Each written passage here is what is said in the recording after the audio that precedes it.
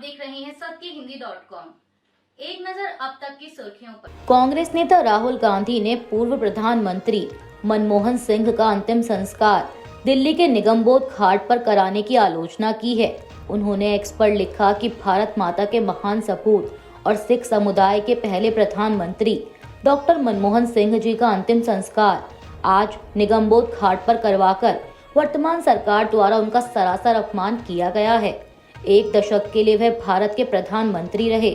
उनके दौर में देश आर्थिक महाशक्ति बना और उनकी नीतियां आज भी देश के गरीब और पिछड़े वर्गों का सहारा हैं। आज तक सभी पूर्व प्रधानमंत्रियों की गरिमा का आदर करते हुए उनके अंतिम संस्कार अधिकृत समाधि स्थलों में किए गए ताकि हर व्यक्ति बिना किसी असुविधा के अंतिम दर्शन कर श्रद्धांजलि दे पाए। राहुल गांधी ने लिखा कि मनमोहन सिंह हमारे सर्वोच्च सम्मान और समाधि स्थल के हकदार हैं।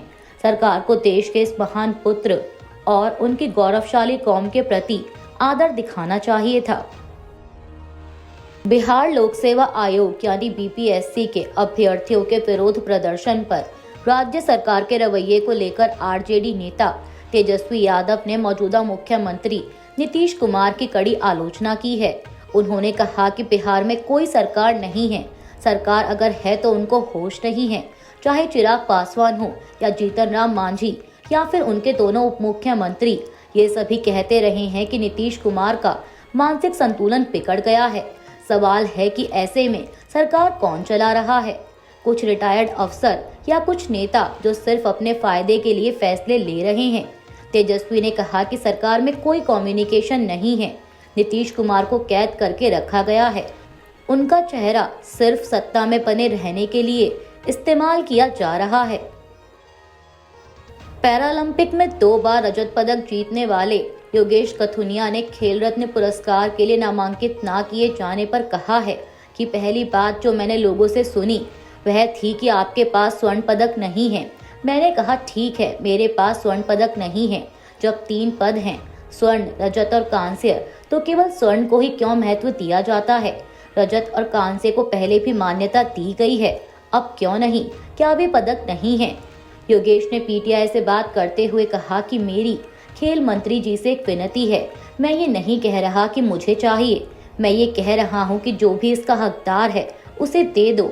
मुझे चाहिए, प्रवीण को चाहिए, मनु को चाहिए, हरविंदर को चाहिए, जिन्हें पहले ही अर्जुन पुरस्कार मिल चुका है, जिन्होंने इस बार पदक दोहराया है, उन्हें दे दो। यही मैं कहना चाहता हूँ। और क्या कह सकता हूँ? यही कह सकता हूँ कि हमें भी भेदभाव नहीं करना चाहिए। सोशल मीडिया फॉलोइंग को हटाकर अपनी उपलब्धि को गिनना चाहिए। हम रजत पदक भी लाए हैं, ऐसा नहीं है कि हम नहीं लाए हैं। हम रजत पदक लाए हैं और 1 बार नहीं 2 बार लाए हैं।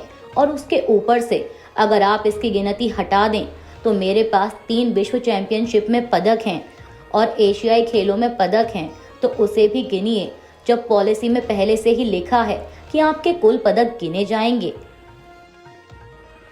राजस्थान की भजनलाल शर्मा सरकार ने शनिवार को हुई कैबिनेट बैठक में बड़ा फैसला लेते हुए गहलोत सरकार में बनाए गए 9 जिलों को खत्म करने का निर्णय लिया है और सरकार के इस फैसले के साथ अब राजस्थान में कुल जिलों की संख्या 41 हो गई है।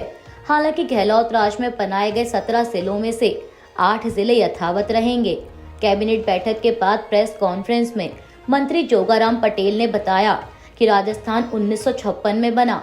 इसके बाद से लंबे समय तक हमारे यहाँ 26 जिले थे।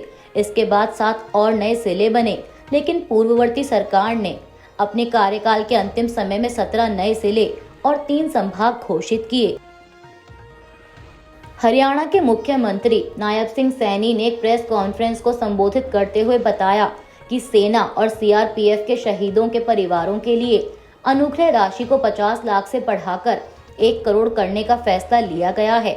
इसके अलावा 1957 के हिंदी आंदोलन मातृभाषी के सत्याग्रहियों के लिए जो मासिक पेंशन 15,000 थी, उसे भी बढ़ाकर 20,000 रुपए करने का निर्णय किया है। केरल सरकार ने राज्य में स्थानीय स्वशासन संस्थाओं को 211 करोड़ रुपए का अतिरिक्त कोष प्रदान किया है।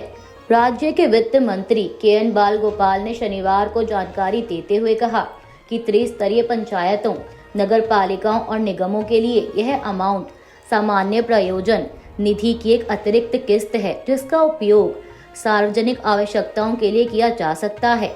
मीडिया रिपोर्ट्स के मुताबिक कुल 211 करोड़ रुपए में से ग्राम पंचायतों को 150 करोड़ रुपए, ब्लॉक पंचायतों को 10 करोड़ रुपए और जिला पंचायतों को 7 करोड़ रुपए मिलेंगे।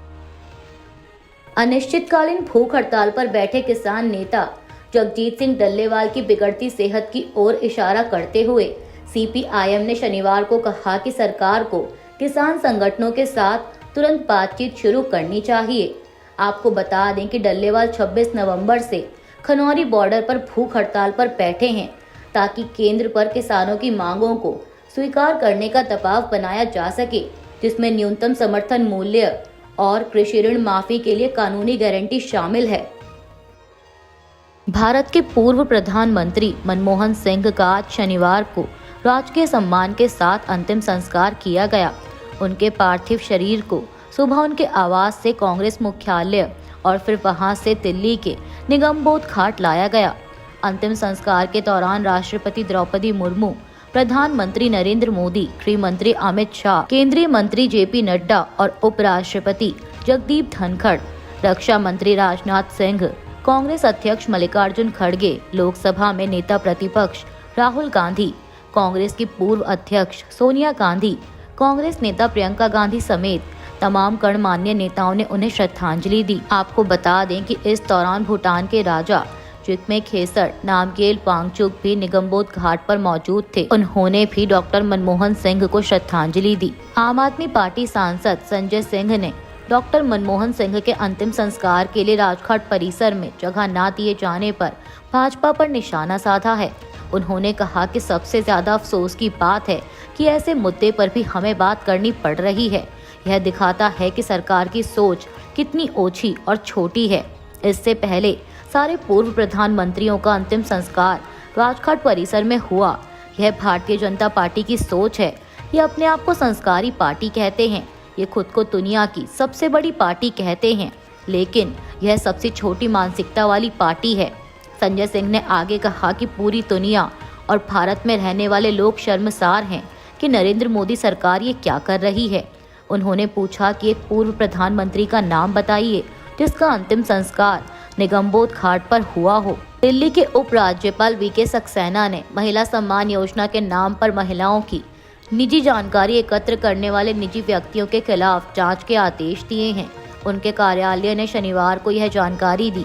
पीटीआई के रिपोर्ट के मुताबिक उपराज्यपाल ने यह भी कहा कि दिल्ली सरकार के मुख्य सचिव मुख्य निर्वाचन कार्यालय के माध्यम से भारत के चुनाव आयोग के संज्ञान में यह मामला ला सकते हैं, क्योंकि चुनाव से पहले इस तरह की मुहिम चल रही है। दिल्ली के उपराज्यपाल वीके सक्सेना के आम आदमी पार्टी की महिला सम्मान योजना के जांच के आदेश जारी किए जाने पर आम आदमी पार्टी ने प्रतिक्रिया दी है। आम आदमी पार्टी का कहना है कि भाजपा ने एलजी के जरिए ये जांच के आदेश जारी कराए हैं। पार्टी प्रमुख अरविंद केजरीवाल ने एक प्रेस कॉन्फ्रेंस कर भाजपा को घेरते हुए कई आरोप लगाए। केजरीवाल ने कहा कि जब लाखों लोगों ने महिला सम्मान योजना के लिए पंजीकरण कराया तो भाजपा की नींद उड़ गई और भाजपा पूरी तरह से बौखला गई। तब इन्होंने ठान लिया कि इन योजनाओं को किसी तरह से बंद किया जाए। इन्होंने अपने गुंडे भेजे और कई जगहों पर हमारे कैंप उखाड़ने की कोशिश की और आज इन्होंने एक फर्जी जांच के आदेश दिए। ये जांच के नाम पर उस योजना को बंद करना चाहते हैं जो अभी शुरू भी नहीं हुई है। भाजपा ने अपने इस कदम से अपनी नीयत साफ कर दी है। ये आदेश एलजी ऑफिस से नहीं बल्कि अमित शाह के ऑफिस से आया है। भाजपा महिलाओं का सम्मान नहीं करती है और इससे लगता है कि भाजपा दिल्ली चुनाव में हार मान चुकी है। अजीत पवार के नेतृत्व वाली एनसीपी ने दिल्ली विधानसभा चुनाव के लिए अपने 11 प्रत्याशियों के नाम की लिस्ट जारी की है। आपको बता दें कि महाराष्ट्र विधानसभा चुनाव में पार्टी ने भाजपा के साथ गठबंधन में चुनाव लड़ा था, लेकिन दिल्ली में एनसीपी अजीत पवार गुट ने 11 सीटों पर अपने अलग से उम्मीदवार उतार दिए हैं। लिस्ट के मुताबिक पुराड़ी से रतन त्यागी, बादली से मुलायम सिंह, मंगोलपुरी खेमचंद, चांदनी चौक से खालिदुर रहमान, पल्ली मारान से मोहम्मद हारून, छतरपुर से नरेंद्र तंवर, संगम विहार से कमर अहम, ओखला से इमरान सैफी, लक्ष्मी नगर से नमाहा, सीमापुरी से राजेश लोहिया, तो वहीं गोकुलपुरी से जगदीश भगत को टिकट दिया गया है। आपको बता दें कि बीते दिनों एनसीपी नेता प्रफुल्ल पटेल ने कहा था कि उनकी पार्टी पहले भी दिल्ली में चुनाव लड़ती रही है और इस बार भी चुनाव लड़ेगी। साथ ही उन्होंने यह भी कहा था कि गठबंधन के लिए एनडीए से भी चर्चा की जाएगी। हालांकि जिस प्रकार एनसीपी ने अपने प्रत्याशियों के नाम की घोषणा की, उसके बाद जाहिर हो गया कि वह बीजेपी के साथ मिलकर यह चुनाव नहीं लड़ रही है। जनसुराज पार्टी के संस्थापक प्रशांत किशोर ने भी पटना में प्रदर्शन कर रहे पीपीएससी अभ्यर्थियों से मुलाकात की।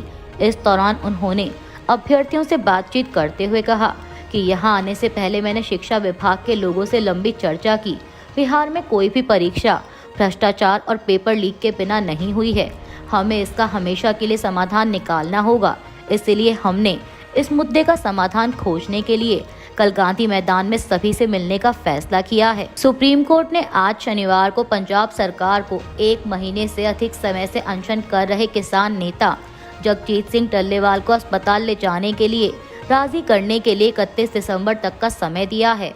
पीटीआई की रिपोर्ट के मुताबिक सुनवाई के दौरान जस्टिस सूर्यकांत और सुधांशु धूलिया की अवकाश पीठ ने पंजाब सरकार को स्थिति को बिगड़ने देने और डल्लेवाल को चिकित्सा सहायता प्रदान करने के अपने पहले के निर्देशों का पालन नहीं करने के लिए फटकार लगाई। वहीं असहायता व्यक्त करते हुए पंजाब सरकार ने कहा कि उसे प्रदर्शनकारी किसानों से भारी प्रतिरोध का सामना करना पड़ रहा है, जिन्होंने डल्लेवाल को घेर लिया है और उन्हें अस्पताल ले जाने से रोक रहे हैं। अभी के लिए बस इतना ही। बाकी की खबरों के लिए जुड़े रहिए सत्य हिंदी.com के साथ।